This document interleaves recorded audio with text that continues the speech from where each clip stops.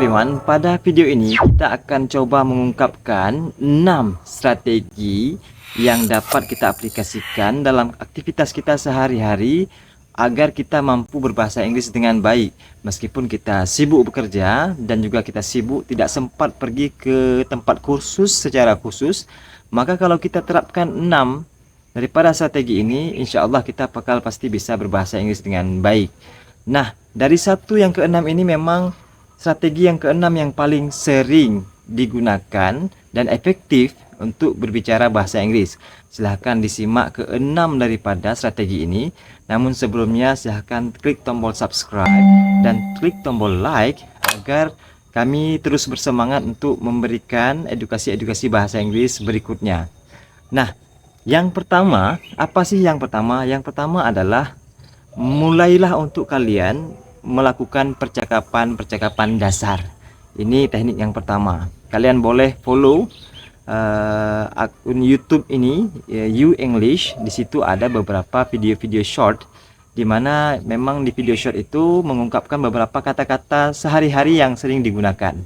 Kami kira untuk modal dasar membangun kepercayaan kita berbahasa Inggris, video-video short ini, kata-kata yang diucapkan di dalam video short itu yang berulang-ulang itu, silahkan diikuti, diulang-ulang juga. Kalau sudah bisa beberapa video, satu video ini sudah bisa, baru pindah ke video yang lain. Nah, ini kata-kata dasar ini yang sering digunakan ini akan membangun kepercayaan diri kita bahwa kita memiliki bakat dalam berbahasa Inggris. Everyone, bahasa Inggris ini kan dia adalah bahasa yang kita gunakan sehari-hari. Mungkin kalau orang yang tinggal di luar negeri, ya, orang Indonesia yang tinggal luar negeri itu memang lebih cepat beradaptasinya dibanding kita yang memang tinggal di Indonesia.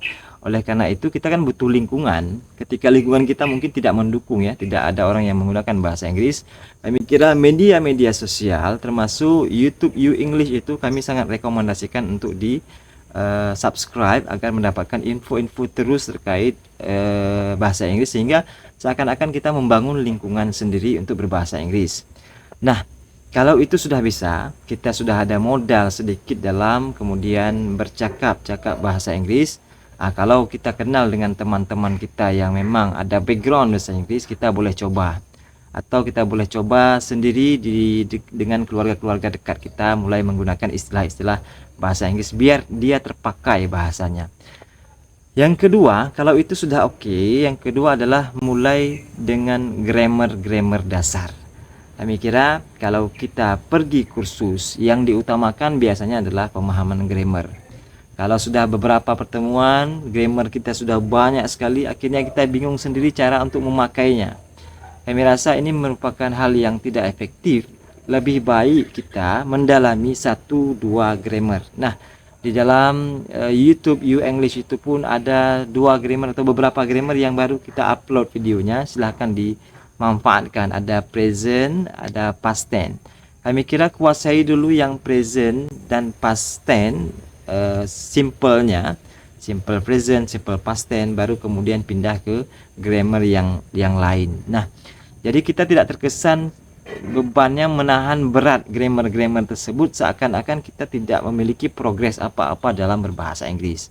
Kami kira kuasai grammar dasar, baik kemudian secara grammarnya, secara percakapannya. Misalnya kalian sudah tahu nih hari ini grammar dasar present simple itu seperti apa. Nah, besok dicoba secara lisan melahirkan sendiri kalimat simple present.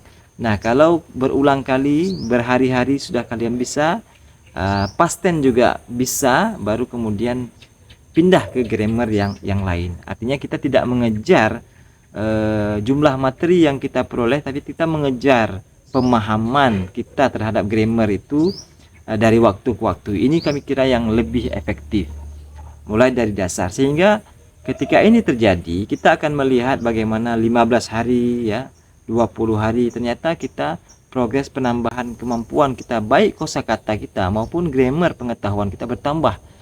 Dibanding kita mengikuti satu kursus yang kemudian menyajikan sejumlah grammar, akhirnya kita bingung sendiri, speaking kita tidak bisa, kemudian menggunakan grammar pun karena banyaknya kita tidak sanggup mengingatnya, kita pun tidak bisa. Nah, yang ketiga ini yaitu perlu adanya konsisten kita. membaca buku bahasa Inggris, artikel bahasa Inggris, berita bahasa Inggris. Nah, meskipun ini sifatnya alternatif lah. Nanti strategi yang nomor 6 itu yang paling sering digunakan dan efektif.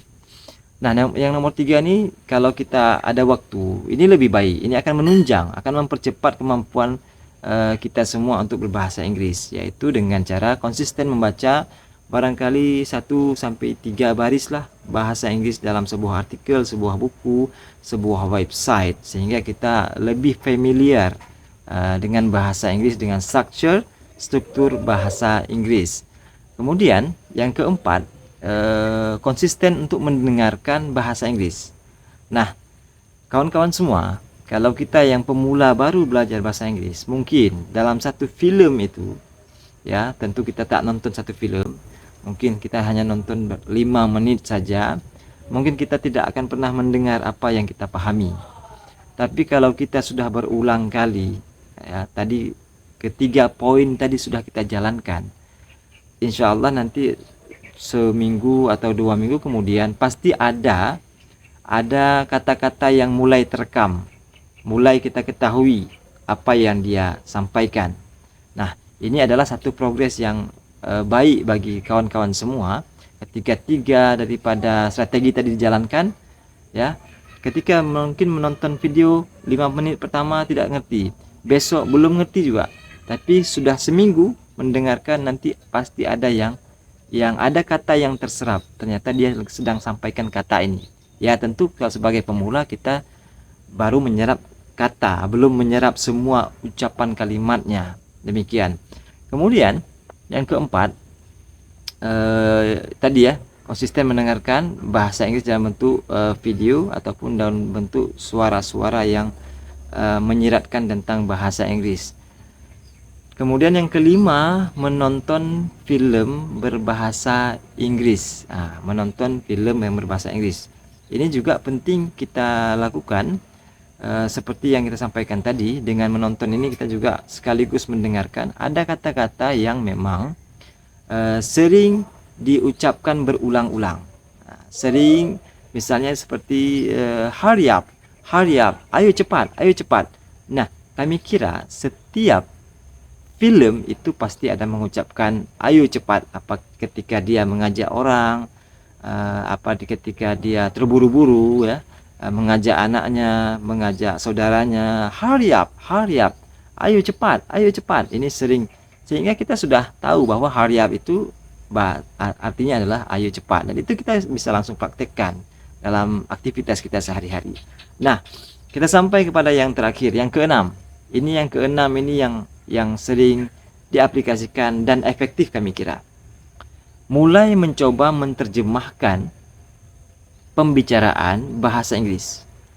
Misalnya saudara ikut apel pagi, misalnya upacara gitu. Ada pembina upacara sedang menyampaikan informasi.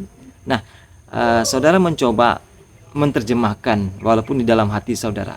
Itu alat ukur sejauh mana saudara bisa kemudian menyerap, ya, mentranslate secara tepat, sehingga mengeluarkan kosakata yang telah saudara ingat. Tentu ini sangat membantu ketika saudara nanti boleh jadi ada satu momen, ya, ada satu acara di mana saudara mempresentasikan makalah, mempresentasikan hasil tugas saudara di depan khalayak ramai dengan menggunakan istilah-istilah bahasa Inggris atau campuran. Ini sangat-sangat membantu. Kami kira kalau ada percakapan seperti mendengarkan orang berbicara, berceramah, itu mencoba untuk menerjemahkannya di dalam bahasa Inggris meskipun tidak diucapkan. Cukup saudara sampaikan di dalam hati saudara bahwa oh, ini bahasa Inggrisnya, ini bahasa Inggrisnya, ini bahasa Inggrisnya. Nah, kami kira keenam daripada strategi ini kalau diaplikasikan kepada kita, nah itu akan membantu kita dalam berbicara bahasa Inggris, mengasah speaking English kita. Nah, bagaimana dengan aplikasi-aplikasi yang berkembang saat ini? Nah, itu juga masuk sebagai sebuah rekomendasi kita, meskipun biasanya aplikasi ini dia bersifat trial, uji coba. Kemudian setelah beberapa sistem kita ikuti, kemudian kita diminta berbayar. Nah, kalau kita mampu silahkan. Kalau kita tidak memiliki uang yang lebih untuk hal tersebut, ya silahkan dimaksimalkan saja melalui media-media online, baik Instagram, kemudian YouTube yang ada, dan kemudian aplikasikan dalam aktivitas kita sehari-hari. Kami kira dengan 6 strategi ini saja sudah cukup membuat kita berkembang bahasa Inggris kita, sehingga bahasa Inggris kita menjadi lebih baik. Terima kasih telah menonton video ini sampai dengan akhir. Silahkan yang belum subscribe, di-subscribe dulu agar kami bersemangat terus untuk men-share beberapa video-video berikutnya. Terima kasih, sampai jumpa di video berikutnya.